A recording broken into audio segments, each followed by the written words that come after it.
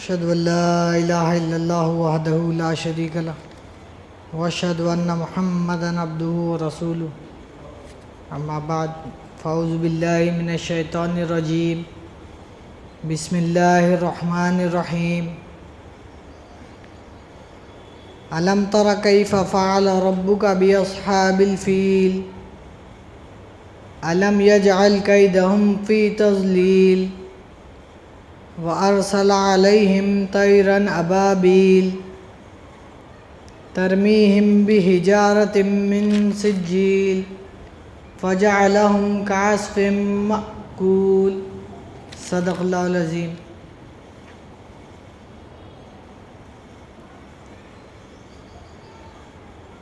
قرآن کریم کی 105ویں صورت جو سورۃ الفیل ہے وہ آپ کے سامنے تلاوت کی گئی ہے، جس میں اللہ سبحانہ و تعالیٰ ایک تاریخی واقعے کا ذکر کرتا ہے جو حضور نبی کریم صلی اللہ علیہ وسلم کی پیدائش سے 50 دن قبل کا مانا جاتا ہے۔ ایک اور روایت میں ہے کہ عین اسی دن کا یہ واقعہ ہے جس دن حضور نبی کریم صلی اللہ علیہ وسلم کی پیدائش ہوئی۔ تو اس واقعے میں اللہ سبحانہ و تعالیٰ کچھ ہاتھی والوں کا ذکر کر رہا ہے۔ اب وہ ہاتھی والے کون ہیں، یہ تاریخ سے اگر دیکھیں گے تو ہمیں پتہ چلتا ہے کہ ابرہہ نامی جو یمن کا گورنر تھا یا وائس رائے تھا، وہ شاہ حبش کے ماتحت وہ یہ دیکھتا ہے کہ دنیا بھر سے لوگ سال میں ایک دفعہ کعبۃ اللہ کی طرف جمع ہوتے ہیں اور حج کے رسومات ادا کرتے ہیں، جس وجہ سے ان کی تجارت اور ان کے کاروبار میں بہت فائدہ تھا۔ تو اس فائدے کو اٹھانے کے لیے ابرہہ کیا کرتا کہ کعبۃ اللہ دکھنے میں بھی بہت سیدھا سادہ ہے، 4 دیواری ہے، زیادہ کچھ اس میں بناوٹ سجاوٹ نہیں ہے، لہذا میں ایک ایسا کلیسا تعمیر کرواؤں گا جس کی بناوٹ کو دیکھ کے لوگ متاثر ہو کے اس طرف آئے، کیونکہ ابرہہ جو تھا وہ مذہب کا عیسائی تھا، اس لیے کلیسا بنانے کا تجویز کرتا، انہیں مجلس رکھتا، مشورے میں یہ بات ہوتی کہ ایک کلیسا تعمیر کیا جائے، تو اپنی تمام اچھی دولت خرچ کر کے ایک کلیسا بنا دیتا۔ اور کلیسا بنانے کے بعد یہ اس کا گمان رہتا کہ ایک عالیشان ایک عمارت جب بن چکی ہے تو لوگوں کا رجحان خود بخود ادھر ہو جانا اور لوگ خود بخود ادھر آ جانا، لیکن ایسا نہیں ہو رہا، کیونکہ لوگوں کی پہلے سے ایک عادت ہے کہ جب بھی حج کا مہینہ آتا لوگ کعبۃ اللہ کی طرف جاتے تھے۔ تو اب پھر ایک مجلس بٹھا اور سوچا کہ میں ایسا کیا کروں جس کی وجہ سے لوگ کعبۃ اللہ کو جانا چھوڑ کے میرے کلیسا کی طرف آئے۔ اس میں ایک بات غور کرنے کی یہ ہے، کلیسا صرف اس کا ایک بہانہ ہے، اصل چیز اس کو اپنی تجارت کا منڈی قائم کرنا ہے۔ کیونکہ آپ آج بھی دیکھیے یہ لوگ جو اپنے مذہب کو پھیلانے کی کوشش کرتے ہیں، ان کے مد نظر یہ نہیں ہے کہ ان کے مذہب میں آ جانا لوگ، بس کثرت ہونا ہمارے مذہب پہ چلو نہ چلو اس کی کوئی پرواہ نہیں، لیکن ہمارے لوگوں کی کثرت ہونا جس کی وجہ سے ہماری تجارت میں فائدہ ہونا اور ہم کو ہر طریقے سے مال کی فراوانی ہو جانا۔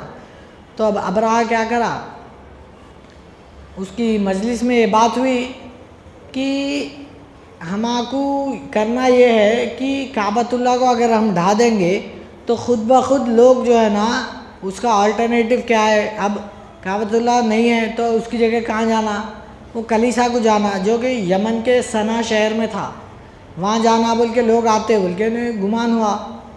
اس کے بعد میں جب اب کیسا حملہ کرنا بولے تو اس کے لیے بھی ایک بہانہ ان کو مل گیا۔ ایک عرب جو ہے نا، ایک بدو، وہ کلیسا میں جا کے غلاظت کر دیتا، تو اب اس کے لیے ایک بہانہ مل جاتا کہ میں ہمارے کلیسا کی توہین کا بدلہ لیتا ہوں جا کے، بول کے انہیں اپنی فوج تیار کرتا۔ تاریخ میں آتا ہے کہ وہ لشکر 30,000 کا تھا جو کعبۃ اللہ کو ڈھانے کے لیے آیا۔ اب 30,000 کا لشکر جمع کر لیا، اور اس لشکر میں قوی ہیکل جانور بھی ہے، ہاتھی بھی ہے۔ عرب کے لوگ ہاتھیوں کو کبھی نہیں دیکھے تھے، تو اس کا یہ گمان ہوا کہ میں جو ہاتھیوں کو لے کے جا کے ان لوگوں پہ غلبہ پا لے سکتا ہوں، یہ لوگ ڈر کے خود ہی پیچھے ہٹ جاتے بلکہ۔ اب پوری تیاری ہو گئی، فوج کو لے کے کعبۃ اللہ مکہ شہر میں داخل ہو گیا۔ کعبے کے قریب جانے سے پہلے دیکھا کہ کچھ اونٹ وہاں پہ چر رہے ہیں، تو ابرہہ پوچھا یہ کس کے اونٹ ہے؟ معلوم ہوا کہ عبدالمطلب، حضرت عبدالمطلب کے اونٹ ہے، جو کہ مکہ کے سردار ہے۔ تو بولا کہ یہ اونٹ اٹھا کے لا لو، اونٹ جب لا لیں گے تو انہوں خود آتے ہمارے سے بات کرنے۔ وہ تو جب حضرت عبدالمطلب تک یہ بات پہنچی تو آپ آئے اس کے پاس آ کے سوال کرے، میں نے سنا ہے کہ تم میرے اونٹوں کو قبضہ کر لیے۔ تو ابرہہ ہنس کے جواب دیتا ہے، کیا تم اس سے بڑی بات نہیں سنے؟ میں تمہارے کعبۃ اللہ کو ڈھانے آیا ہوں، تمہارے کو اس کی فکر نہیں ہے، تمہارے کو اونٹوں کی فکر ہے۔ تو حضرت عبدالمطلب جواب دیتے ہیں کہ اونٹوں کا مالک میں ہوں، لہٰذا اونٹوں کی ذمہ داری میری ہے۔ اس گھر کا بھی ایک مالک ہے، اس کی حفاظت وہ خود کر لیتا، مجھے اس کے لیے فکر کرنے کی ضرورت نہیں ہے۔ تو ابرہہ اور پریشان ہوتا، اب اور غصے میں آیا تھا انہوں تو آئے لیکن میرے سے سمجھوتا کرنے یا میرے سے صلح کر لینے نہیں آئے۔ انہوں آ کے اپنی بات پیش کر دی اور چلے آ رہے، بول کے انہوں نے بتایا ٹھیک ہے، بول کے حضرت عبدالمطلب آ کے اعلان کر دیتے کہ وہ بادشاہ آیا کعبۃ اللہ کو گرانے کے ارادے سے، لہٰذا ساری وادی خالی کر دو اور کہیں چلے جاؤ۔ تو تمام لوگ جو تھے مکے والے وہاں کے پہاڑوں پہ ٹھہر کے یہ منظر دیکھ رہے ہیں کہ اللہ کے گھر کو ڈھانے کے لیے کوئی انسان آگے بڑھ رہا ہے۔ انسان کیا ہے؟ اللہ کی مخلوق کو جمع کر لے کے اللہ کے گھر کو گرانے آیا، لیکن اس کو یہ نہیں معلوم کہ جب انہیں کوئی پلاننگ کرا تو اللہ بھی ایک پلاننگ کر کے رکھے ہوا ہے۔ وَمَكَرُهُ مَكَرُ اللَّهُ وَاللَّهُ خَيْرُ الْمَاكِرِينَ، یعنی ایک پلاننگ کرتے ہیں ہم، لیکن اللہ بھی اپنی ایک تدبیر چلاتا ہے، اور سب سے بہترین تدبیر اللہ کی ہے۔ اب جیسے ہی ہاتھیوں کو لے کے کعبۃ اللہ کی طرف بڑھا، ہاتھی آگے نہیں بڑھ رہے تو اور غصے میں آ گیا۔ اب ہاتھیوں کا رخ دوسری طرف موڑتے، ہاتھی چلنا شروع کر دے رہے، لیکن جیسے ہی کعبۃ اللہ کی طرف بڑھا رہے ہاتھی آگے نہیں بڑھ رہے۔ تو اس کے بعد میں یہ کیا معاملہ ہے بولے تو اس کے بعد اللہ تعالیٰ اپنی ایک کرشمہ دکھایا وہاں پہ کہ ابابیل پرندوں کے ذریعے سے اپنے گھر کی حفاظت کر کے بتایا۔ ابابیل پرندوں کی تعریف میں ہے کہ بہت چھوٹے پرندے ہوتے ہو، تاریخ میں آتا ہے کہ ان کی چونچ میں ایک دانہ اور ان کے 2 پنجوں میں ایک دانہ جو مٹر کی پھلی کے جتنا ہے، صرف اسی سے پوری 30,000 کی فوج کی ہلاکت ہو گئی۔ اب اللہ تعالیٰ کا اس واقعے کو جو کہ حضور نبی کریم صلی اللہ علیہ وسلم کی بعثت سے پہلے کا ہے، یعنی آپ اعلان نبوت جو کرے 40 سال میں، 40 سال پرانا یہ واقعہ ہے۔ اب اس واقعے کو اس کتاب میں نازل کر کے مسلمانوں کو کیا کہنا چاہ رہا ہے؟ کیا یہ کوئی ایک ایسے ہی قصہ ہے کہ سن کے آگے نکل جانا ہے بس، اور اس سے کوئی سبق حاصل نہیں کرنا ہے؟ لیکن ایسا نہیں ہے۔ قرآن کریم میں الحمد والناس جس قدر آیتیں ہیں ان سب کا مضمون جو ہے یہی ہے کہ کس طریقے سے انسان کی ہدایت کی جائے اور کس طریقے سے انسان سبق حاصل کر سکے۔ اس کتاب میں جتنے بھی واقعات ہیں، آپ دنیا کی کوئی بھی کتاب اٹھا کے دیکھیے، ان میں جو قصے کہانیاں ہیں اس سے آپ کوئی درس حاصل نہیں کر سکتے، اس کے اندر سے آپ کوئی روحانیت حاصل نہیں کر سکتے۔ لیکن قرآن کریم کا یہ اعجاز ہے کہ دکھنے کے لیے ایک معمولی واقعہ ہے، لیکن اس کے اندر جو رموز چھپے ہوئے ہیں، جو اس کے اندر کی روحانیت ہے، جب ایک بندہ قرآن کریم پہ غور و فکر کرتا اس کے اوپر یہ راز کھلتے. تو اللہ تعالیٰ اس سورے سے انسانوں کی کمال درجے کی ہدایت کرا. کس طریقے سے؟ جس طریقے سے میں نے کعبۃ اللہ کی حفاظت کے لیے کسی انسانی طاقت کو شامل نہیں کیا، اسی طریقے سے میرے دین کو ماننے والے میرے جو مومن بندے ہیں ان کی حفاظت کے لیے بھی میں ایسی مدد کروں گا جہاں کسی کا گمان نہیں جاتا. اسی لیے ہم دیکھتے ہیں صحابہ کرام جنگ بدر میں صرف 313 ہیں اور سامنے دشمن 918 ہے. کسی کا گمان بھی نہیں ہے کہ یہ لوگ کیا، ایک شاعر فرماتے صفے باندھے کھڑے تھے سامنے ایمان والے بھی، خدا والے، محمد والے اور قرآن والے بھی. نمائش تھی، نہ شوکت تھی، نہ گھوڑے تھے نہ جوڑے تھے، نہ کلغی تھی نہ ترا تھا، کمندے تھے نہ کوڑے تھے. اگرچہ عرش پیما ہمت مردانہ تھی ان کی، فقیرانہ تھا مسلک وضع درویشانہ تھی ان کی. نماز عجز کے سجدے تڑپتے تھے جبینوں میں، چٹانوں کی طرح دل مضبوط رکھتے تھے سینوں میں. تھے جن کے پاس 2 گھوڑے 6 زرہی 8 شمشیریں، پلٹنے آئے تھے یہ لوگ دنیا بھر کی تقدیریں. نہ تیغ و تیر پر تکیہ، نہ خنجر پر نہ بھالے پر، بھروسہ تھا تو ایک سادی سی کالی کملی والے پر. تو صحابہ کرام بھی جو ہے نا، جس طریقے سے سامنے بدر کے میدان میں سامنے جو کفار ہے، مشرکین مکہ ہے، ان کے پاس ایک سے ایک ہتھیار ہے اور ہر آدمی کے پاس ہتھیار ہے، ہر ایک کے پاس سواری ہے. لیکن صحابہ کرام کا معاملہ کیا ہے؟ صرف اللہ پہ توکل ہے. حضور نبی کریم صلی اللہ علیہ وسلم فرما رہے کہ مہاجرین کی طرف مخاطب ہو کے فرما رہے کہ اب جنگ بہت سخت ہے، ہمارے پاس کوئی ساز و سامان نہیں ہے. تو انصار اس اشارے کو سمجھ کے فرماتے یا رسول اللہ، کیا آپ کا گمان یہ ہے کہ ہم آپ کے لیے جنگ نہیں کریں گے؟ ہم وہ موسیٰ عیسیٰ کی امت نہیں ہے جو بولے تم اور تمہارا خدا جا کے لڑ لو. ہم آپ کے آگے سے لڑنے والے، آپ کے پیچھے سے لڑنے والے، آپ کے دائیں سے لڑنے والے، آپ کے بائیں سے لڑنے والے، اپنی جانوں کے نذرانے دے دیں گے لیکن آپ کے اوپر آنچ نہیں آنے دیتے بولے. تو صحابہ کرام قرآن کریم کیا کہنا چاہ رہا اس روح کو سمجھے.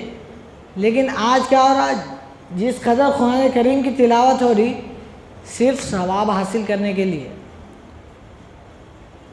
رمضان میں قرآن پڑھتے، کیوں پڑھتے؟ ایک ایک حرف پہ 70 نیکی ملتی، اس لیے قرآن پڑھتے، قرآن ختم کر دے. لیکن وہ قرآن کہنا کیا چاہ رہا تمہارے سے؟ اس چیز کے اوپر جس کی نظر گئی اس نے اپنے ساتھیوں کو اس قرآن کریم کا عامل بنا دیا. حضرت صاحب قبلہ عالم کے ساتھی سے سوال ہوا کیا آپ کے حضرت کوئی تفسیر نہیں لکھے گا قرآن کی؟ تو آپ کیا جواب دیے؟ 83 تفاسیر تیار کرے، 63 تفاسیر تیار کرے جن میں سے میں ایک ہوں بھائی. تو قرآن کریم کی تفسیر کر دینا تو ایک کمال ہے، لیکن چلتے پھرتے وجودوں کو تفسیر بنا دینا یہ بہت اعلیٰ کمال ہے. اس سورے میں اللہ تعالیٰ فرما رہا الم تری کیف فعل ربک باصحاب الفیل، کیا آپ نے نہیں دیکھا کہ آپ کے رب نے ہاتھی والوں کے ساتھ کیا کیا؟ الم یجعل کیدہم فی تضلیل، کیا ان کی تدبیر کو برباد نہیں کیا؟ وارسل علیہم طیرا ابابیل، اور ان پر جھنڈ کے جھنڈ پرندے بھیجے، ترمیہم بحجارۃ من سجیل، جو ان پر سخت پتھر مارتے تھے، فجعلہم کعصف مأکول، سو انہیں کھائے ہوئے بھوس کی طرح کر دیا.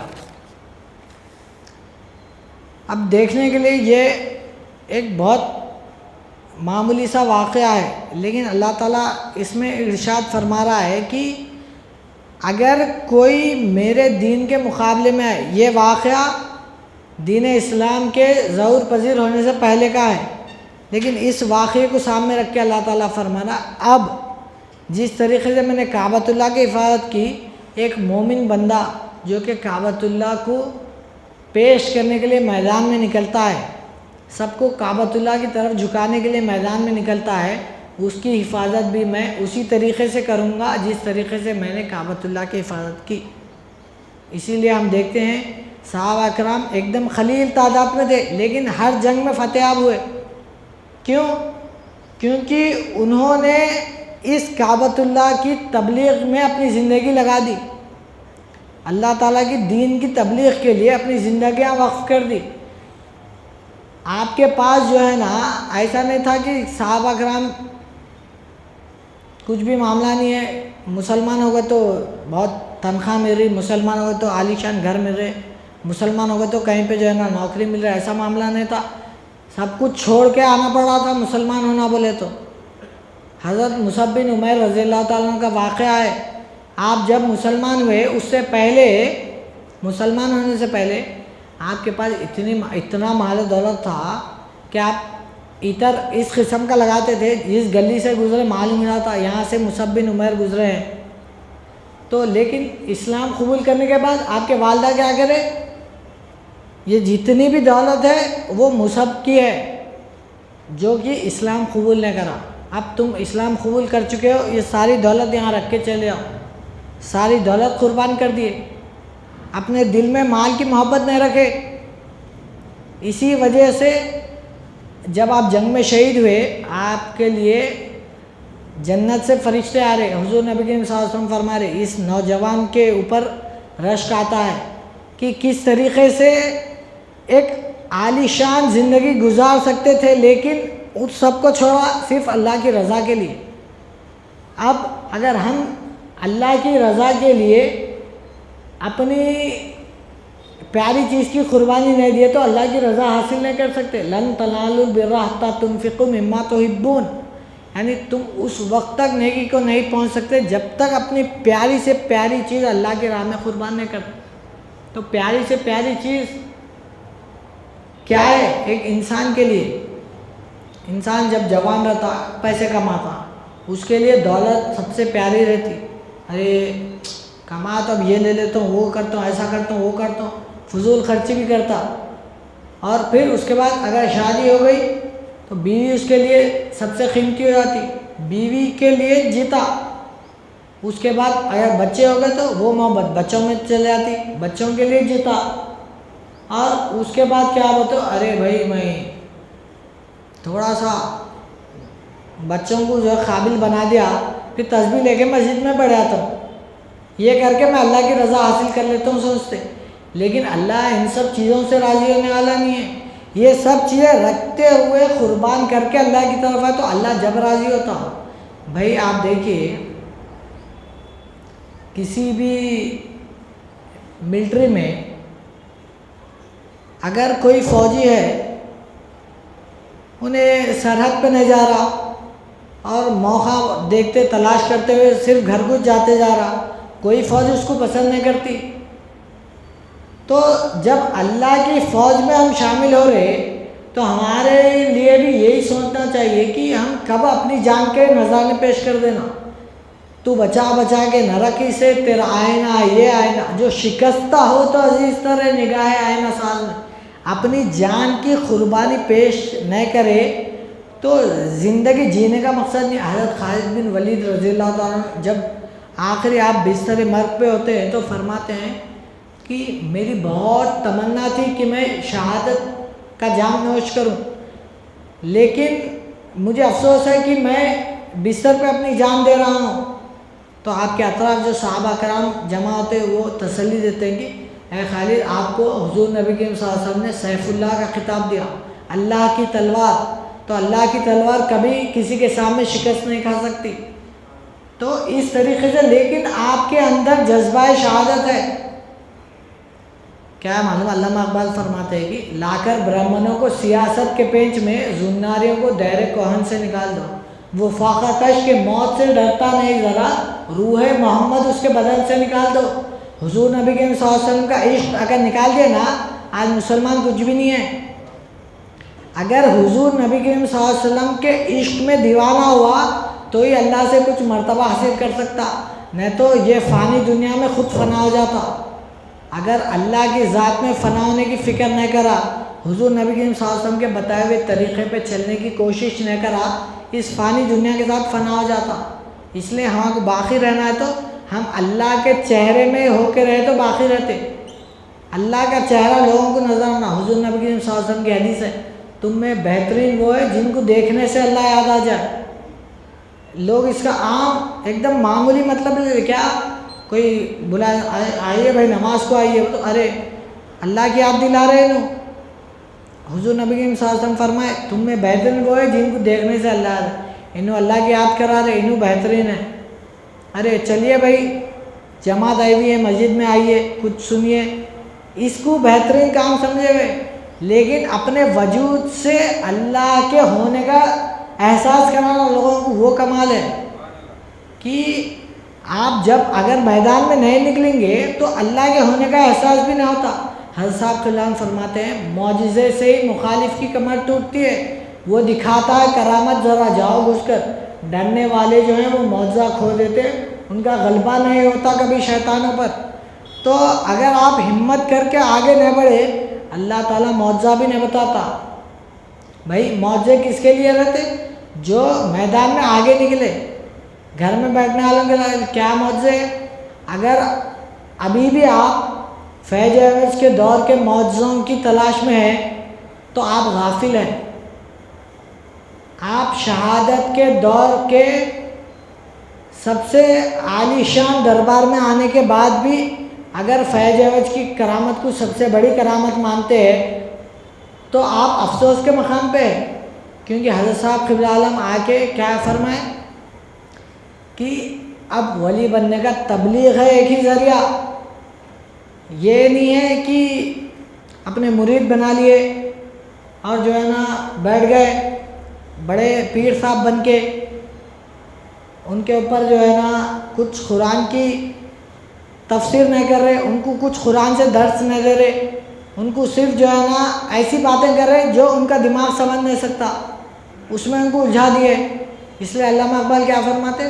لبھاتا ہے دل کو کلام خطیب مگر لذت شوق سے بے نصیب، بیاں اس کا منطق سے سلجھا ہوا لغت کے بکھیڑوں میں الجھا ہوا، وہ صوفی کے تھا خدمت حق میں مرد، محبت میں یکتا حمیت میں فرد، عجم کے خیالات میں کھو گیا یہ سالک مقامات میں کھو گیا، بجھی عشق کی آگ اندھیرے مسلمان نہیں راکھ کا ڈھیر ہے۔ تو حضور نبی کریم صلی اللہ علیہ وسلم کا عشق جیسے ہی مسلمانوں کے اندر سے کم ہو گیا، اب مسلمان ہر جگہ ایسی حالت میں ہے ہر کوئی ان کو آرام سے پکڑ کے پیٹ دے رہے، مار دے رہے، کیوں؟ حضور نبی کریم صلی اللہ علیہ وسلم کا عشق نکل گیا۔ اگر حضور نبی کریم صلی اللہ علیہ وسلم کا عشق رکھتے بھی ہے سینوں میں تو حضور نبی کریم صلی اللہ علیہ وسلم کے عشق کا درجہ جو ہے وہ پہلا ہے۔ اگر آپ کی زبان پہ کسی کا نام آنا تو سب سے پہلے حضور نبی کریم صلی اللہ علیہ وسلم کا نام آنا، لیکن افسوس آج مسلمان کی زبان پہ پہلے اپنے پیر کا نام رہتا، پھر پیرانی پیر کا نام رہتا۔ افسوس کا مقام ہے کہ بھائی ہمارے ایک وجود کے ذریعے سے اللہ کا تعارف ہوا اور ہم اس وجود کو چھوڑ کے اس کی تعلیمات کو چھوڑ کے کسی اور کے گرویدہ ہو رہے، صرف اس وجہ سے کہ اس وجود سے اس کا کوئی تعلق ہے۔ تو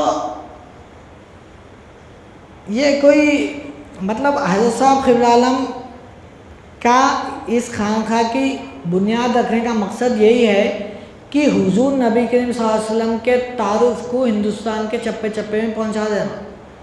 اگر اب ہم یہ کر رہے کہ حضور نبی کریم صلی اللہ علیہ وسلم کے تعارف سے زیادہ ہماری تعریف ہونا، بھائی میں کو ماننا لو، میں اس لیے کیا جس کو میں کی ہوا لگی اس کو دعا لگی نہ دوا لگی، بولتے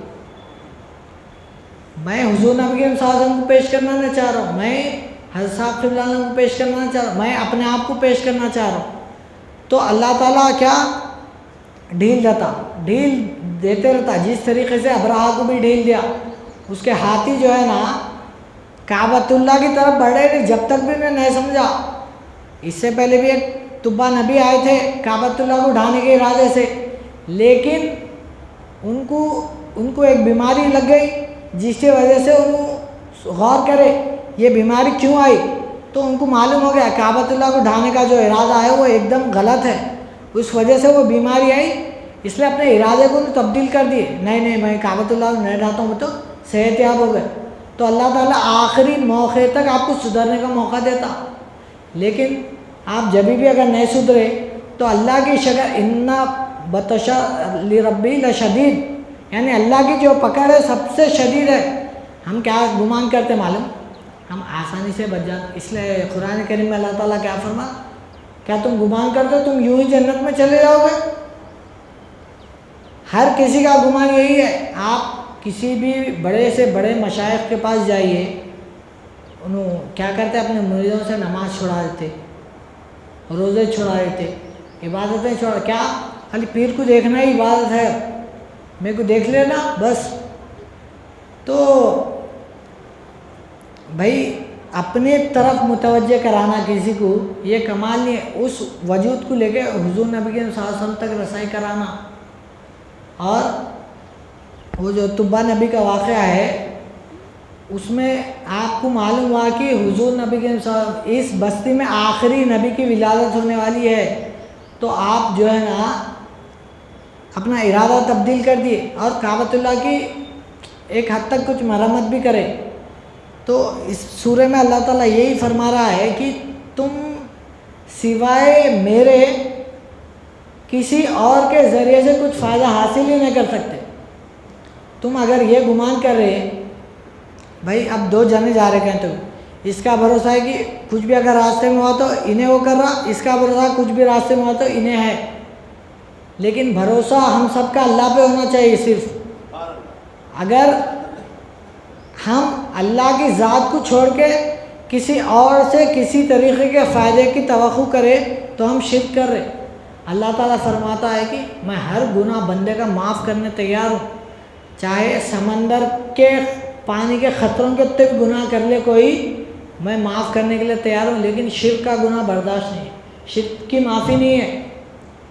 تو ہمارے کو یہ سوچنا غور و فکر کرنا چاہیے کہ کس طریقے سے ہم قرآن کریم کے بتائے ہوئے اصولوں کی پابندی کریں اور کس طریقے سے ہم حضور نبی کریم صلی اللہ علیہ وسلم کی ذات تک رسائی حاصل کر سکیں.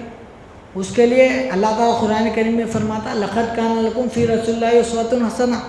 تمہارے لیے زندگی گزارنے کا اگر کوئی بہترین نمونہ ہے، کوئی زندگی کا ایک آئیڈیل ہے تو حضور نبی کریم صلی اللہ علیہ وسلم کی زندگی ہے. اب لوگ سوال کریں گے ارے بھائی تو اولیاء اللہ کیا، اولیاء اللہ کو نہیں فالو کرنا کیا؟ تو اولیاء اللہ کی زندگی حضور نبی کریم صلی اللہ علیہ وسلم کی زندگی سے ہٹ کے گزری نہیں. اور جس کی زندگی حضور نبی کریم صلی اللہ علیہ وسلم کی زندگی سے ہٹ کے گزری نا، اللہ تعالیٰ ان کو کوئی مقام مرتبہ عطا نہیں کرا. اسی لیے دیکھیے آپ حضرت بایزید بسطامی رحمۃ اللہ علیہ کا واقعہ ہے. آپ اللہ کا قرب حاصل کر کے کشف حالت میں آپ اللہ کے عرش پہ اللہ تعالیٰ کو فرما رہے اے بایزید مانگو کیا مانگتے ہو. اے اللہ اب کیا ہے تیرے پاس دینے کے لیے، میں کیا مانگوں؟ اے بایزید یہ ہماری کرسی ہے، اس پہ بیٹھ جاؤ. آپ بیٹھ گئے. اس کے بعد آپ دیکھ رہے کہ فرشتوں کا ہجوم ایک طرف جا رہا. تو حضرت صاحب پوچھے کہ کیا ہو رہا بھائی، پورے کہاں یہ فرشتے کہاں جا رہے ہیں؟ وہ تو ارے حضور نبی کریم صلی اللہ علیہ وسلم کی سواری آ رہی وہاں سے، ہم سب ان کے استقبال کے لیے جا رہے ہیں. تو حضرت بایزید بسطامی رحمۃ اللہ علیہ اللہ کے عرش پہ ہے، عرش سے پاکیزہ مقام اور عرش سے بلند مقام کوئی نہیں ہے. اس پہ سے آپ اترے حضور نبی کریم صلی اللہ علیہ وسلم کے آمد کے لیے، خوش آمدید کے لیے. تو دیکھ رہے عرش جیسی پاک جگہ پہ حضرت بایزید بسطامی تو ہے ہی ہے، لیکن آپ کے ساتھ دو کتے بھی ہیں. اور دو کتوں کو دیکھ کے آپ حیرت میں پڑ گئے کہ یہ دو کتے اتنے پاک مقام پہ کیا کر رہے.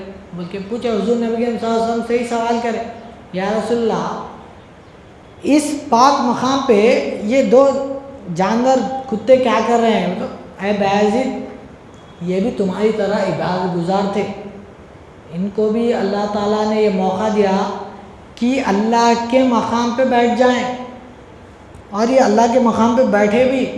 لیکن جب میں آیا تو ان لوگوں نے جرأت نہیں کی کہ اٹھ کے میرا استقبال کرے، اس وجہ سے اللہ تعالیٰ نے انہیں کتے بنا دیا. تو حضور نبی کریم صلی اللہ علیہ وسلم کی عزت اور حضور نبی کریم صلی اللہ علیہ وسلم سے عشق اگر دل میں نہیں ہے تو اللہ تعالیٰ کی آپ کتنی بھی بات کر دو، بجز حب نبی تکمیل ایمان ہو نہیں سکتا، خدا کا ماننے والا مسلمان ہو نہیں سکتا۔ ہم کتنی بھی نمازیں پڑھ لو، تہجد پڑھ لو، ایک بھی تہجد کی نماز ہم سے نہ ہونے والی، روز روزے رہ رہے، روز خیرات کر رہے، صدقے دے رہے، ہر چیز کر رہے، لیکن حضور نبی کریم صلی اللہ علیہ وسلم کا عشق ہمارے دل میں نہیں ہے، تو یہ سب عبادتیں جو بھی اللہ تعالیٰ قیامت کے دن ہمارے منہ پہ مار دیتا۔ بھائی اللہ تعالیٰ جو ہے نا حضور نبی کریم صلی اللہ علیہ وسلم کو دنیا میں بھیج کے آپ کا نمونہ قیامت تک کے لیے باقی رکھ دیا۔ اب کسی کو اللہ کو راضی کرنا تو حضور نبی کریم صلی اللہ علیہ وسلم کو راضی کرنا ہے۔ اگر حضور نبی کریم صلی اللہ علیہ وسلم کو ہی چھوڑ دیے تو اللہ تعالیٰ خوش ہونے والا نہیں ہے۔ اس لیے حضور نبی کریم صلی اللہ علیہ وسلم، اور ایک چیز، حضور نبی کریم صلی اللہ علیہ وسلم اپنے تمام صحابہ کی جو ربوبیت کرے اپنا ہمرنگ بنا دیا ہر ایک کو، اور فرمائے کہ تھے علی عرش معلیٰ پہ محمد کے ساتھ ابو بکر و عمر و عثمان و بلال افشا، پھل کی صورت میں سدرے میں صحابہ سارے، جہاں پہ جبرائیل کے پر جلنے کا اندیشہ تھا، جبرائیل علیہ السلام کی رسائی جانے ہوئی، وہاں صحابہ کرام کی رسائی ہے۔ حضرت بلال افشی رضی اللہ عنہ کھڑا ان کی آواز سنائی دے رہی، حضرت عثمان غنی رضی اللہ تعالیٰ عنہ کا گھوڑا نظر آ رہا، حضرت عمر فاروق رضی اللہ تعالیٰ عنہ کی تلوار نظر آ رہی، حضرت علی کرم اللہ وجہ کا دست مبارک نظر آ رہا۔ حضور نبی کریم صلی اللہ علیہ وسلم کہنا بھائی معراج پہ، تو اپنے ساتھیوں کی یہ سب کمال تک پہنچا ہے بول کے اپنے ساتھیوں کو بھی وہاں پہ دیکھے۔ کسی نبی کا اپنی امت کے اوپر یہ احسان نہیں رہا کہ اپنی امت کو اللہ کا دیدار کرا سکے، لیکن صرف اور صرف حضور نبی کریم صلی اللہ علیہ وسلم کا یہ احسان ہے امت کے اوپر کہ آپ فرماتے ہیں الصلاۃ معراج المومنین، نماز وہ ذریعہ ہے جس سے مومنوں کی معراج ہو سکتی۔ آپ اکیلے کمال پہ نہیں پہنچے، اپنے تمام صحابہ کو کمال پہ پہنچا دیے۔ عرب کے لوگ آپ دیکھیے بدو بولتے ہیں عرب کے لوگوں کو، یعنی ارے ان کے پاس کوئی سلیقہ نہیں، ان کے پاس کوئی ڈھنگ نہیں ہے، یہ لوگ جو ہے نا ایک دم پست حالت کے، لیکن انہی لوگوں کو پستی سے اٹھا کے عرش اعظم پہ بٹھا دیا حضور نبی کریم صلی اللہ علیہ وسلم۔ تو آپ کا یہ احسان ہے تمام انسانیت پر۔ اب جو کوئی بھی حضور نبی کریم صلی اللہ علیہ وسلم کے اور صحابہ کرام کے نمونے پہ عمل کریں گا ان کی بھی معراج ہوتی۔ حضور نبی کریم صلی اللہ علیہ وسلم فرماتے ہیں کہ اللہ تعالیٰ کو تمہارے بڑے عمل کی توقع نہیں ہے، لیکن تمہارا چھوٹا عمل ہی اللہ کو قبول ہے، وہ مستقل طور پہ ہونا چاہیے۔ بھائی آپ کوئی چھوٹی نیکی کر رہے نا، مستقل طور پہ کرنا، روز وہ نیکی کرتے جانا، ایسا نہیں کہ آپ کو جذبہ آ رہا ایک دن جو ہے نا سال میں آپ ایک دن ہاں چلو کتنے غریباں ہیں محلے میں پوروں کو راشن بانٹ دوں گا، کتنے غریباں پوروں کو کپڑے بانٹ دوں گا، پوروں کو کھانا کھلا دیتا ہوں۔ آپ کا یہ جو جذبہ ہے نا، حضرت صاحب خلام کیا مثال دیے سرور عالم میں کہ مومن کا جو جذبہ ہے نا وہ سوڈا واٹر کی طرح نہ رہنا، ایک دم سے آیا جذبہ پھر پھٹ بول کے پھٹ جا رہا۔ آپ فرماتے ایک اور اپنی تصنیف میں کہ ایک اللہ والے کا جو رفتار ہوتی ہے چلنے کی، وہ صدیوں کی رفتار سے چلتا ہے، وہ بہت آگے کی سوچ کے اپنی ہر حرکت کرتا، ایسا نہیں کہ کیا دیوانہ اٹھا مریضہ کوٹا، ایسا معاملہ نہیں رہتا، ہر چیز ایک پلاننگ کے حساب سے چلتی۔ اس لیے حضرت صاحب کے نام کیا فرمائیں، آپ سے سوال کرے لوگ کہ حضرت ہندوستان مسلمان کب ہوتا حضرت، تو آپ کیا فرمائیں، کلیج کر کے دیتا ہوں بات سنبھال سکتے کیا، کلیج کر کے دیتا ہوں بات سنبھال سکتے کیا بولے، تو اس کا مطلب کیا ہے کہ حضرت صاحب قبلہ عالم کی جو جماعت ہے وہ جماعت بھی اس مقام تک پہنچنا کہ ہندوستان کو سنبھال سکے، تبھی یہ کام ہونے والا ہے۔ اس لیے حضرت صاحب کیا فرماتے ہیں، سال 10-20 ہوئے 30 برس ہونے دو، دیکھ لو گے بخدا ہند کا نقشہ دیگر، ایک دن بھی گر اس مدت میں رہے گا باقی اور اسلام کا غلبہ نہ ہوا ہو جگ پر، رب تو توسیع کرے گا بس اسی ایک دن کی، اور غالب کرے اسلام کو کل ادیاں پر۔ یعنی حضرت صاحب فرمائے تبلیغ ہو گئی، ہجرت ہو گئی، غزوات بھی ہو گئے، تو یہ جو جواہر ہے اسلام کے، اس کے فوراً بعد فتح کا معاملہ ہے۔ اگر ہم اولیٰ میں دیکھتے ہیں غزوات کے اختتام پہ ہی فتح مکہ ہو گیا. حضور نبی کریم صلی اللہ علیہ وسلم اس جگہ پہ شاہانہ انداز سے داخل ہو گئے جہاں سے آپ کو ہجرت کرنے پہ مجبور کیا گیا تھا، اور تمام اپنے دشمنوں کو سامنے دیکھ رہے ہیں. اس مقام پہ اللہ تعالیٰ آپ کو حساب و کتاب لینے کے لیے واپس بھیج دیا، لیکن آپ کی رحمت کا تقاضا یہ ہے کہ آپ نے کہہ دیا لا تثریب علیکم اليوم، آج کے دن عام معافی ہے، آج کے دن یوم المرحمہ. لوگ کیا بول رہے تھے معلوم؟ فتح ہو گئے نا بھائی، یوم الملحمہ یعنی آج مار کاٹ کا دن ہے، لیکن حضور نبی کریم صلی اللہ علیہ وسلم نے فرما دیا آج رحم کرنے کا دن ہے. تو جتنے بھی اسلام کے اصول ہیں اور جتنے بھی دین اسلام کے غلبے کے لیے جو پروسیس ہے، اس میں اللہ تعالیٰ کبھی بھی اپنی رحمانی صفت اور اپنی رحیمی صفت کو گم نہیں کرتا. مالک یوم الدین تو ہے، اللہ مالک ہے، لیکن یوم الدین کا جزا و سزا کے دن کا اس سے پہلے ہر وقت ہر لمحہ اس کی رحمت برستی رہتی. اب ہماری ذمہ داری ہے کہ اس کی رحمت میں ہم کچھ حاصل کر لینا. اگر ہم اس دربار میں آنے کے بعد بھی یہ خام خیالی میں رہے کہ اب کام کچھ بھی نہیں ہے بھائی، حضرت صاحب پورا کام کر دیے، اب کام کچھ بھی نہیں ہے، اگر یہ سوچے نا تو حضرت صاحب کے حکم کی خلاف ورزی ہے. کیونکہ حضرت صاحب طوفانی دورے پہ جانے سے پہلے بولے پنچانتی مار اور 15 نقطہ لے کے پھرو، اگر کام ہو گیا تو آپ یہ حکم نہیں دیتے تھے. اور جو ہے آپ فرمائے کہ مسلمانوں میں عظمت قرآن، شان رسول اللہ، مقام مسلم پیش کرو، تاکہ مسلمان بھی اپنے آپ کو اس کار خیر میں شامل ہو کر اپنا روحانی ترقی کر سکے اور کچھ اللہ سے مرتبہ پا سکے. انسان جو ہے نا صرف کھا پی کے مرنے نہیں آیا، اللہ میں فنا ہونے کے لیے. اللہ میں فنا ہونے کے لیے اصول یہ ہے کہ حضور نبی کریم صلی اللہ علیہ وسلم کی اتباع کرنا کامل. حضور نبی کریم صلی اللہ علیہ وسلم کی اتباع کو چھوڑ کے اگر کوئی یہ گمان کر لیا کہ میں کامیاب ہو گیا تو کامیاب نہیں ہو سکتے. اس لیے پیرانے پیر کا واقعہ کیا ہے، آپ بہت عبادت ریاضت کرنے کے بعد میں آخری دور میں شیطان آیا، بادلوں کا روپ لے کے آواز دیا، اے عبد القادر تمہاری عبادت سے میں راضی ہو گیا، اب تمہاری سارے نمازیں معاف ہے. بولتی آپ خوش نہ ہوئے؟ ارے نمازیں معاف ہو گئے، اللہ سے کیا مرتبہ مل گیا میرے کو، اب میرے کو عبادت کرنے کی ضرورت نہیں ہے. نہیں، آپ کیا فرمائیں لا حول ولا قوت الا باللہ. جب حضور نبی کریم صلی اللہ علیہ وسلم کی نمازیں معاف نہیں ہوئی، آپ جو ہے نا سردار انبیاء ہے اور آپ جو ہے نا آپ کے صدقے میں جنت کا خیام عمل میں آیا، آپ کو جنت کی کوئی ضرورت نہیں ہے، آپ کے صدقے میں جنت بنائی گئی، آپ کی نمازیں معاف نہیں ہوئی تو میں کیا چیز ہوں کہ میری نمازیں معاف ہو جائیں. اس کے بعد میں بولا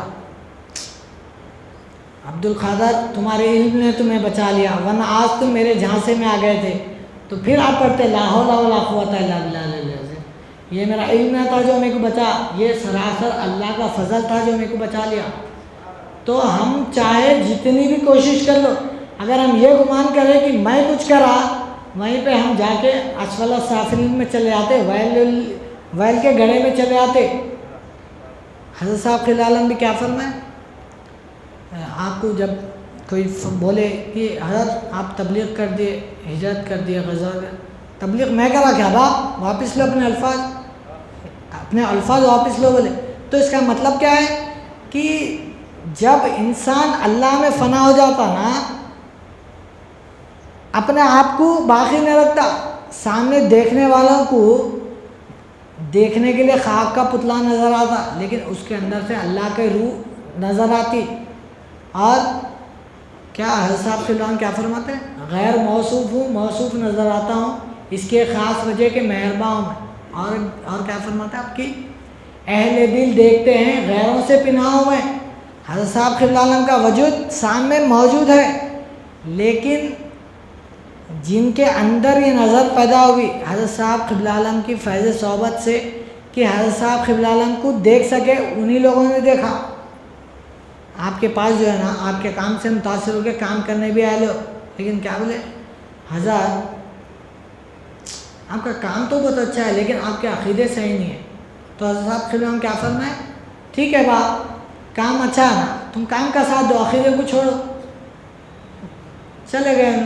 پھر اپنے ساتھیوں سے مخاطب ہو کے حضرت صاحب خلوہ ہم فرماتے ہیں دیکھو باپ جس کا کام اچھا ہے نا اس کا عقیدہ بھی اچھا ہوتا، اچھے عقیدے سے اچھا کام ہوتا. بھائی آپ ایگزام کے لیے اچھی تیاری کر کے گئے تو اچھا لکھ سکتے نا. آپ کو تیاری نہ کرے جا کے بولے ارے پیپر بہت ہارڈ آ گیا بھائی، ایسا کیسا ہوتا. آپ تیاری ہی نہ کریں، آپ کی تیاری سے ہر چیز ہوتی. اس لیے حضرت صاحب اللہ ہم کیا فرمائیں کہ میں جو ہے نا اپنے آپ کو ہر طریقے سے تیار کرا کہ اللہ کے دین کی خدمت کر سکوں. آپ 40 سال کی عمر میں آپ کو جو بشارت ہوئی، اللہ تعالیٰ جو آپ کو منتخب کر کے آپ کو امام الناس بنا کے جو لوگوں کے سامنے کھڑا کرا، اس کے پیچھے آپ کی بہت سی 40 سال کی محنت ہے آپ کی. اگر اس چیز کو مد نظر نہیں رکھے تو ہمارا معاملہ بھی عام درباروں جیسا ہو جاتا. کہ عام درباروں میں بھی کیسا ہے معلوم، ارے بس حضرت کا دامن پکڑ لیے ہم جنت میں چلے آتے بولتے. لیکن اللہ تعالیٰ قرآن کریم میں تم یوں ہی جنت میں نہیں جا سکتے. اللہ تعالیٰ جب بول دیا تو اپنی سنت کو تبدیل کرنے والا نہیں ہے. اللہ تعالیٰ کیا لا تبدیل لکلمات اللہ، کہ اللہ کا جو کلام ہے یا اللہ کی جو بھی سنت ہے نا اس میں تبدیلی نہیں ہوتی. بھائی وہ صحابہ کرام تھے، صحابہ کرام کر دیے، اب ہم نہیں کر سکتے، یہ معاملہ نہیں ہے. اسی لیے اللہ تعالیٰ اس دین اسلام میں جو ہے نا اعادے کی برکت ہوگا کہ کوئی یہ نہیں کہہ سکنا کہ وہ صحابہ کرام تھے کر کے گزر گئے ہم نہیں کر سکتے.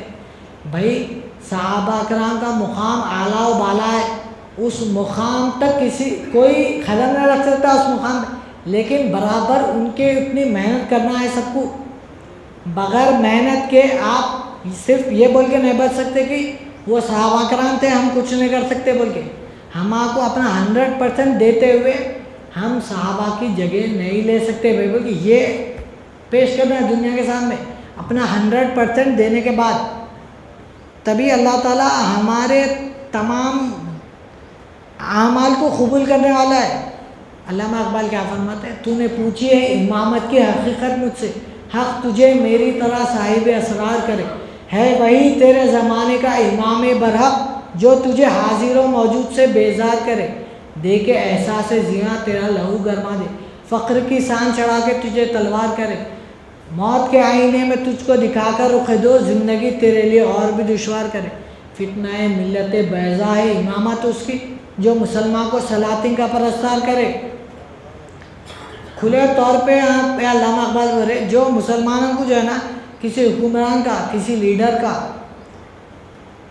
لیڈر کے پیچھے لگ جانے کا یہ جو مشورہ دے رہا نا، اس کی امامت جو ہے نا فتنہ ہے امت کے لیے. امامت صرف اسی شخص کی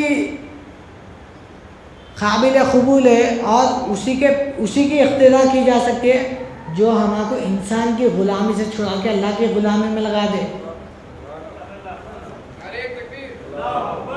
اگر ہم اللہ کی غلامی نہ کرے تو عام ایک مسلمان سردار اقوام عالم ہے، یعنی حضور نبی کریم صلی اللہ علیہ وسلم کے اوپر جب یہ آیت نا الیوم اکملت لکم دینکم واتممت علیکم نعمتی ورضیت لکم الاسلام دینا، اب اس آیت کے آ جانے کے بعد تمام عالم میں، تمام دنیا میں کوئی امت نہیں ہے جو سردار کہلا سکے. لیکن آج افسوس کی بات ہے مسلمان جو ہے نا ایک معمولی بھیڑ کے آگے اپنا سر جھکا دیتے. کوئی سیاستداں ہے اس سے ڈر کے اپنا سر جھکا دیتے.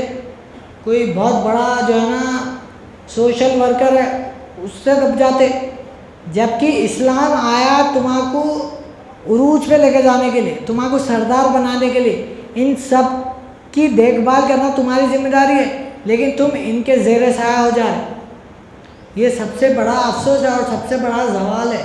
اسی لیے اگر قرآن کریم کی تعلیمات کو چھوڑے نا پستی میں ہی جاتے. قرآن کریم آسمانی کلام ہے، بل ہوا قرآن مجید فی لوح محفوظ، لوح محفوظ سے آیا ہوا کلام ہے. اس کلام کی روح کو حاصل کر کے ہم آسمانی بننا ہے، نہ کہ زمین کے کیڑے بننا ہے. ہمارے کو ہم کیا کرتے معلوم، کہیں ایک معمولی نوکری مل گئی میرے کو تو میں جو ہے نا اپنا گزر بسر کر لیتا ہوں، پینشن بھی ملنا میرے کو بعد میں، اسی فکر میں رہتے. لیکن اللہ کے دین کی خدمت کی فکر نہیں ہے. اللہ کے دین کی خدمت کی فکر آج سے 100 سال پہلے حضرت مولانا سید صدیق دیندار چند بسویشور صاحب قبلہ عالم قدس عزیز کو ہوئی، جس وجہ سے آپ نے اس جماعت کا قیام عمل میں لایا اور آپ نے یہ کہہ دیا کہ حضور نبی کریم صلی اللہ علیہ وسلم بشر ہے یا نور ہے، اس سے آگے نکلو اور دین اسلام کی اشاعت کرو. حضور نبی کریم صلی اللہ علیہ وسلم کا جو مقام ہے، کیا آپ ہے بانی اسلام و مبلغ اعلیٰ، اس لیے آپ کی معراج ہے گما سے بالا. حضور نبی کریم صلی اللہ علیہ وسلم کو جو آپ کی معراج جسمانی ہے بولتے ہیں نا، حضور نبی کریم صلی اللہ علیہ وسلم کو جسم میں قید کرنا چاہ رہے ہیں. اور جو یہ تصور کرتے ہیں آپ کی معراج روحانی طور پہ ہوئی، آپ کو روح میں قید کر دینا چاہ رہے ہیں. لیکن حضور نبی کریم صلی اللہ علیہ وسلم کی ذات روح، نور، جسم ہر چیز سے اعلیٰ و بالا ہے بول کے حضرت صاحب قبلہ پیش کرتے ہیں. تو ان جھگڑوں کو پیچھے ڈال کے امت بن کے جو اصل کام ہے ہمارا وہ کرنے کی ضرورت ہے. اس لیے علامہ اقبال فرماتے ہیں منفیت ایک ہے اس قوم کی، نقصان بھی ایک ہی سب کا نبی، دین بھی، ایمان بھی ایک، حرم پاک بھی، اللہ بھی، قرآن بھی ایک. کچھ بڑی بات تھی ہوتے جو مسلمان بھی ایک، فرقہ بندی ہے کہیں اور کہیں ذاتیں ہیں، کیا زمانے میں پنپنے کی یہی باتیں ہیں؟ کون ہے تاریخ آئین رسول مختار، مصلحت وقت کی ہے کس کے عمل کا معیار، کس کی آنکھوں میں سمایا شعار اغیار، ہو گئی کس کی نگاہ طرز سلف سے بیزار، روح میں سوز نہیں، قلب میں احساس نہیں، کچھ بھی پیغام محمد کا تمہیں پاس نہیں. حضور نبی کریم صلی اللہ علیہ وسلم جب آخری خطبہ دے رہے حجۃ الوداع کے موقع پہ، اس میں کیا فرمائے؟ کیا میں نے جو کچھ اللہ سے مجھے ملا تم تک نہیں پہنچایا؟ یا رسول اللہ آپ نے بے شک پہنچا دیا، تم گواہ رہنا، گواہ رہنا، گواہ رہنا. آپ گواہی لیے. اس کے بعد ایک عظیم ذمہ داری امت کے اوپر ڈالے، کیا؟ فَلْيُبَلِّغُ شَاهِدِ إِلَى الْغَائِبِ، اس پیغام کو جو اللہ سے حاصل کر کے میں نے تم تک پہنچا دیا، اب تمہاری ذمہ داری ہے یہاں جو موجود نہیں ان تک پہنچاؤ. تو صحابہ کرام کی سواری کا رخ جدھر تھا ادھر نکل گئے. دست و دست ہیں دریا بھی نہ چھوڑے ہم نے، بحر ظلمات میں دوڑا دیے گھوڑے ہم نے. تو صحابہ کرام کی یہ جو تاریخ ہے اس سے سبق حاصل کر کے عمل کرنے کی ضرورت ہے. کیا قرآن کریم کے تعلق سے ایک شاعر فرما دیں گے، اسے نازل کیا تھا حق تعالیٰ نے خود پڑھنے، عمل کرنے، اوروں کے پڑھانے کو، لیکن رکھا اس کو مسلمانوں نے دھواں دینے، قسم کھانے اور پیسے کمانے کو. صرف رسمی طور پہ قرآن کریم ہو گئی. آپ دیکھیے رمضان آ رہا، رمضان کے مہینے کیا بولتے، ارے جتنا زیادہ قرآن کریم پڑھے اتنا زیادہ ثواب، ایک ایک حرف پہ 70 نیکیاں ملتے، ایک ایک حرف. اب پڑھتے جاؤ، خالی قرآن پڑھو. لیکن قرآن کریم کہنا کیا چاہ رہا ہے آپ سے؟ ایک عام سی مثال کیا ہے معلوم؟ ایک ماں باپ جو پڑھے لکھے نہیں رہتے نا، اپنے بچوں کو پڑھاتے تاکہ وہ کچھ قابل بننا، کچھ کمانا بنے. اس کے بعد وہ بچے پڑھ لکھ کے جب کمانے کے لیے کہیں اور جاتے، جا کے کیا کرتے ہیں، چٹھی لکھ کے بھیجتے ماں باپ کے لیے، اپنے حالات سنانے کے لیے کچھ بھی جو ہے نا ایک چٹھی لکھ کے بھیجتے. اب وہ بوڑھے ماں باپ جو ہے نا پڑھنے سے قاصر ہیں، سمجھ ہی نہیں سکتے کہ بچہ کیا بولنا چاہ رہا.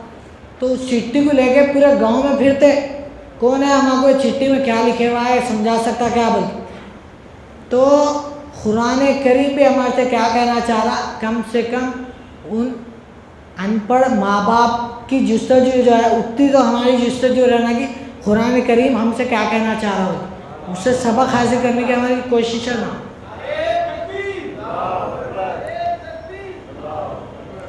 تو اللہ تعالیٰ کا قرآن کریم میں سورہ فاتحہ سے لے کر سورہ ناس تک جو خطاب ہے وہ انسانوں کے لیے اسی لیے ہی ہے کہ اس سے کچھ سبق حاصل کرنا اور کچھ روحانیت اس میں کے حاصل کرنے کی کوشش کرنا.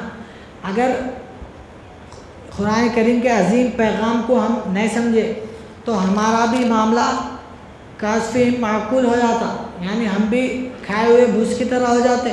جس طریقے سے جو ہے نا ابرہا کے اوپر چاہے ان کے اوپر کنکریاں پڑی یا چاہے کچھ اور روحانی فلسفے سے اس کی موت ہو گئی، لیکن وہ اللہ کا دشمن بن کے آیا. اللہ تعالیٰ اپنے گھر کی حفاظت کر کے بتایا اور یہ چیز اس کے دماغ میں ڈال دیا، اور آنے والے تمام قیامت تک کے اسلام کے دشمنوں کے دماغ میں یہ بات اللہ تعالیٰ پیش کر دیا کہ تم میرے بندوں کے مقابلے میں آئے تو تمہارا گمان بھی نہیں ہو سکتا میں وہاں سے ان کی مدد کرتا ہوں. تم سوچیں گے کہ ارے ان کے پاس کیا ہے، کچھ بھی نہیں، میں بڑے اٹامک میسائل بنا کے ہوں، ہتھیار بنا کے ہوں، میں ان کا خاتمہ کر. فلسطین میں دیکھیں آپ کتنے سالوں سے ظلم ہو رہا، لیکن آج بھی آپ نہیں بتا سکتے مسلمان مایوس ہو گئے، بلکہ مسلمانوں کے اندر سے جذبہ ختم ہو گیا، بلکہ نہیں بتا سکتے آپ. تو اللہ تعالیٰ اس صورت کو نازل کر کے یہی فرمایا کہ اب جس طریقے سے میں نے اپنے گھر کی حفاظت کی، اسلام آنے کے بعد میں اپنے دین کی بھی اسی طریقے سے حفاظت کرنے والا ہوں. بارک اللہ لنا ولکم فی القرآن العظیم ونفعنا ایاکم بالآیات والذکر الحکیم انہ تعالی جواد قدیم ملک بر رؤوف رب حلیم.